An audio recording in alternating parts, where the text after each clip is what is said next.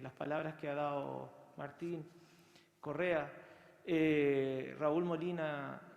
y Pablo Marimán, dar un poco, tal vez ponernos desde la posición de la reparación, ¿no? Que también es una perspectiva de los derechos humanos.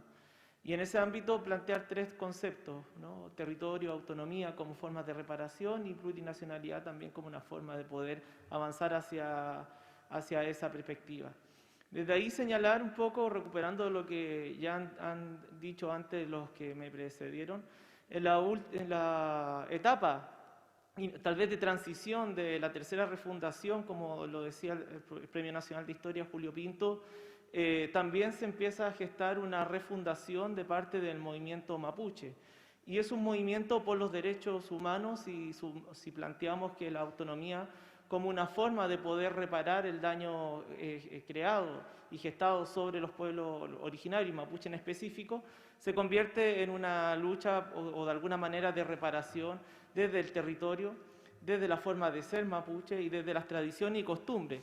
Porque hay que recordar que el decreto de ley del año 79, propiciado por la dictadura militar, buscó primero aniquilar la propiedad colectiva a partir de los títulos individuales y luego de eso generar un proceso de chilenización cultural a partir de la noción del araucano. Un concepto que proviene de tiempos fundacionales de la República Chilena a partir del libro fundador de lo que puede ser la República, que es la araucana, ¿no? Pero ser araucano bajo la dictadura militar va a significar para los mapuches también un momento de violencia, tanto en las escuelas como también en el espacio público. El más significativo será la pérdida del territorio y la detención también de las dirigentes y dirigentes del pueblo mapuche, en específico loncos, que significa el descabezamiento de las comunidades, lo cual, según los convenios internacionales y algunas comisiones de derechos humanos, tanto en el Perú como Guatemala, dan cuenta de aspectos de insinuación de genocidio, ¿no? En ese ámbito, el pueblo mapuche va a comenzar a reconfigurarse a partir de este proceso de chilenización neoliberal, cuando se ataca el tejido fundante del pueblo mapuche, que es la comunidad, cuando se propicia la neoliberalización de sus tierras forzadas, se comienza a articular en un concepto que es el ATMAPU, ¿no? No hay un concepto tal vez más importante en nuestro pueblo que no sea el ATMAPU, ¿no? El todo sin exclusión, ¿no? De alguna manera,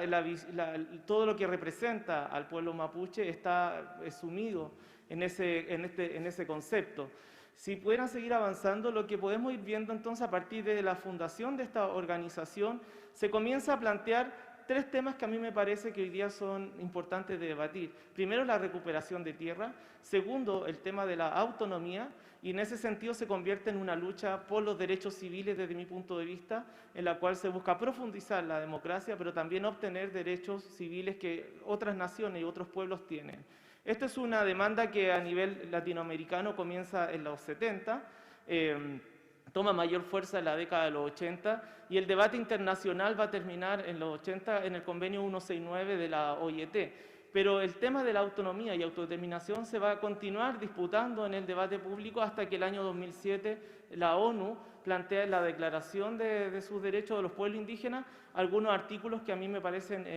fundamentales, ¿no? Uno, el derecho a la autonomía, como ustedes lo pueden ver en los artículos que expongo, el derecho a la reparación histórica y el derecho a ejercer también, o vivir, o perpetuarte como pueblo según tus tradiciones y costumbres, ¿no? De ahí que me parece fundamental que hoy día esté presente en este espacio la Machi Francisca Linconao, porque de alguna manera estos artículos de la declaración no solamente la legitiman a ella como una de las autoridades tradicionales más importantes del pueblo mapuche, sino incluso uno podría decir de los pueblos originarios en América Latina, ¿no? En ese ámbito entonces la autonomía comienza a tomar espacio, se empieza a convertir en un derecho fundamental y humano para los pueblos originarios y en estricto rigor, desde mi punto de vista, se convierte en una lucha por los derechos civiles. Podemos observar que de autonomía es un concepto polisémico, es un tema que cada pueblo, cada nación va a tener que construir su concepto de autonomía. Rapa Nui construirá el suyo, los hermanos Aymara, Quechua, el propio, los mapuches, el propio,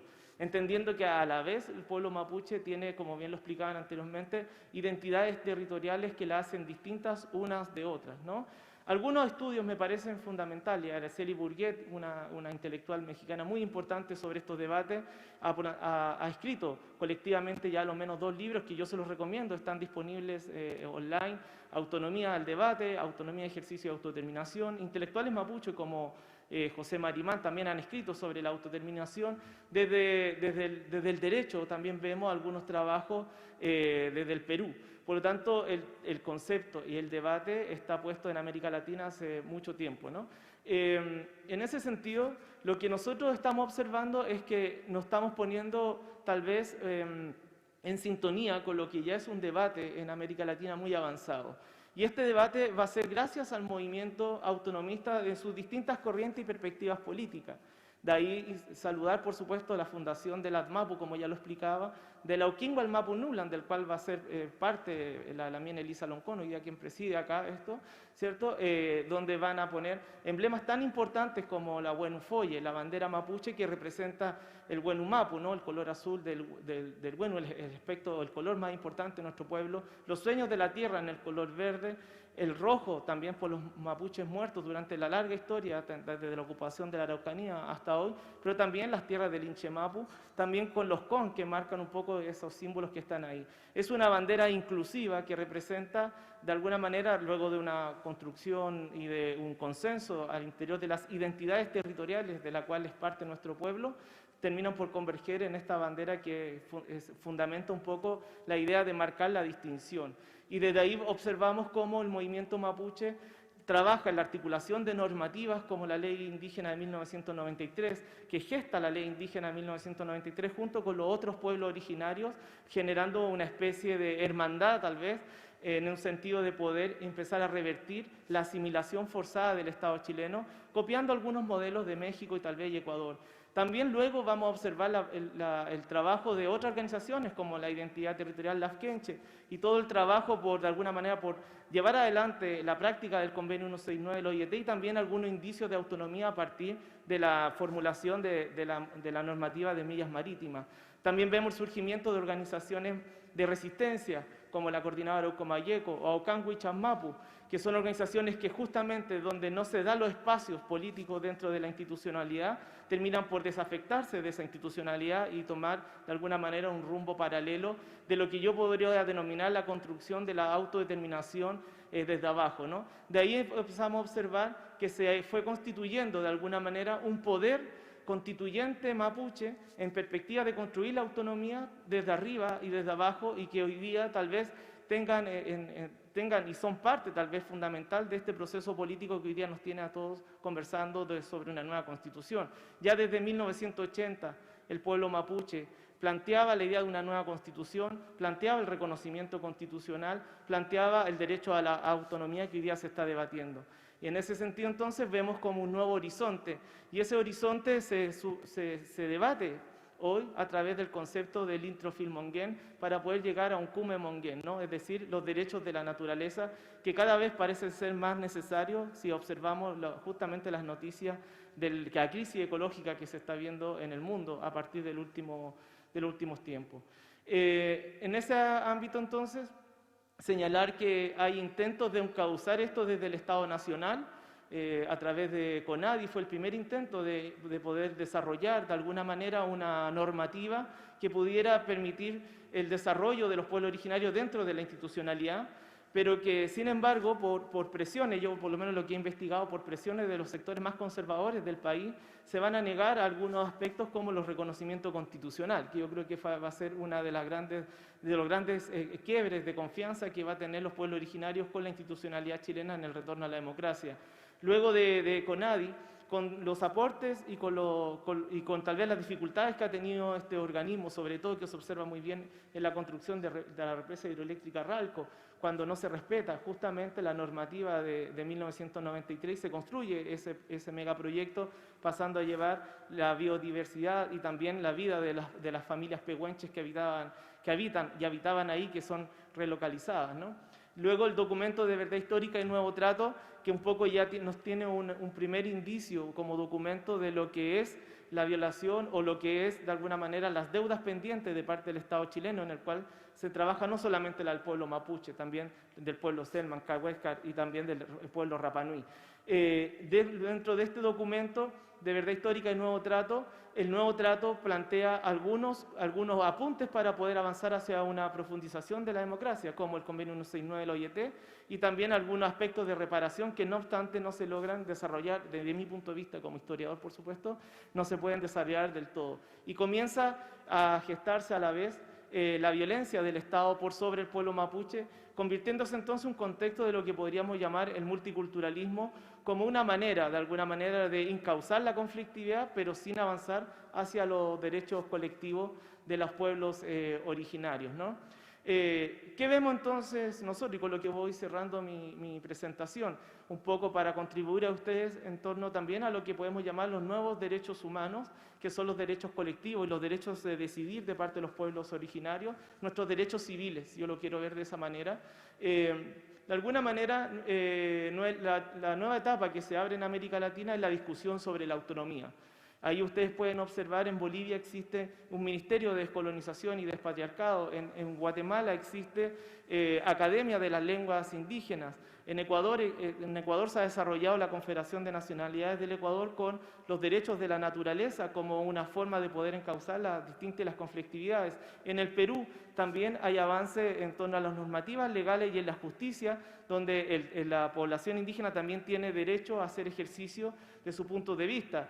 Dentro del movimiento mapuche han surgido organizaciones como Identidad Territorial Afkenche, como Gualmapugüen, que buscan también dentro de la idea de autonomía como derechos civiles poder avanzar avanzar los derechos colectivos de nuestro pueblo. Esto, si ustedes lo ven, tampoco es algo alejado de lo que sucede en Europa, por eso pongo el ejemplo de Euskal Herria, de Cataluña, donde justamente hay algunos ejemplos que igual Mapugüen toma como experiencia. Los ejemplos del zapatismo, que también algunos lo toman para el caso mapuche acá en Chile. Entonces, si pudiéramos para ir concluyendo, creo que esta nueva etapa de la autonomía como derechos civiles nos permite ir a avanzar en lo que podemos llamar la reparación histórica ante la violencia que se ha generado de parte del Estado chileno a partir de sus propias y de alguna manera también de sus propias experiencias que América Latina y el pueblo mapuche ha ido desarrollando. Les dejaba una cita, esto se los voy a dejar a ustedes como materiales en parte del concepto que tienen en Perú sobre la importancia de los derechos humanos y cómo se ha buscado la reparación del mundo indígena a partir del patrimonio. En este ámbito yo creo que para ir concluyendo, para un poco mostrar ejemplos sobre América Latina, señalar que ante la crisis de gobernabilidad que se dio a partir del estallido social en ese cuarto momento de refundación, como bien lo decía el Premio Nacional de Historia, el pueblo mapuche llegó con una propuesta de democracia, esa idea de pensar que el pueblo mapuche es antidemocrático, es cuestionable a partir de lo que un poco yo he tratado de exponer, y llegamos para presentar una visión de país también intercultural y plural a partir de un concepto que en América Latina ha tomado fuerza y que ha mostrado capacidad de gobernar también, que es la plurinacionalidad, como una forma también de poder encauzar las diferencias que existen al interior de Chile, de los distintos pueblos y naciones que están en su interior, juntos para poder avanzar en algunos aspectos sobre los derechos de la autodeterminación dentro de esa plurinacionalidad. Ese es el nuevo paradigma, estimados y estimadas, de lo que a nivel internacional hoy día se está debatiendo, ¿no? Y la Convención Constituyente también tiene que tomar en consideración cuáles son los nuevos debates. A mi juicio, planteo de una perspectiva intercultural el paradigma para contribuir a un nuevo tipo de ciudadanía y los nuevos tipos de modelos de democracia que se han desarrollado a partir de los últimos 20, 30 años. Solo para dejar en cuenta algunos datos empíricos, en el estudio del Centro de Estudios Interculturales Indígenas nos hemos dado cuenta que el proceso constituyente y la afectación hacia los cambios constitucionales ha ido creciendo en la población. No es cierto que no haya un apoyo de parte de la población, no solamente indígena, sino no indígena, sobre el proceso de educación que se está dando sobre los derechos colectivos. Las personas se muestran a favor de reconocer que hay un conflicto, eso me parece que es muy importante también dejarlo planteado. La población sabe que hay un conflicto de tierra, de agua, y se siente cercana a poder enmendar ese conflicto a partir de un concepto de reparación que esa reparación, si puede seguir, esa reparación se está dando en torno a que hay un apoyo también en torno a los temas de autonomía, plurinacionalidad, de reconocimientos de las lenguas, reconocimientos de derechos vulnerados, como se puede dar cuenta también en estos datos que le estoy entregando, ¿no? De los estudios que ha venido dando cuenta el Centro de Estudio Intercultural Indígena, muestra que ascendentemente la población chilena y la indígena va dando cuenta que el apoyo hacia las reivindicaciones en todos los temas que he ido enumerando muestra que va creciendo cada vez más. Por lo tanto, se está gestando desde nuestro punto de vista una especie de democratización desde abajo, en el cual se muestra un poco en el estallido social y que contribuye justamente a avanzar hoy día sobre los debates de la autonomía o la plurinacionalidad. De alguna manera, mientras desde arriba no se aceptaban los derechos de los pueblos originarios, desde abajo la población chilena y la población indígena van avanzando en reconocer que sí hay mayor avance sobre la interculturalidad y los derechos que hoy día nos representan como pueblo. La autonomía, por lo tanto, también tiene un apoyo dentro de la población y también, de alguna manera, los conceptos de reconocimiento constitucional y autodeterminación dentro de otros. Otro que toma mayor fuerza en los nuevos estudios, y pronto vamos a sacar el último estudio que vamos a tomar, entre otras cosas, este concepto, el derecho a la naturaleza, donde de alguna manera permite observar que ante la crisis ecológica que vive el mundo, y es algo que el movimiento mapuche ya lo viene planteando en la década de los 80, pero también el movimiento indígena, sobre todo el Ecuador, y que por lo más muchos de ustedes constituyentes también comparten esto,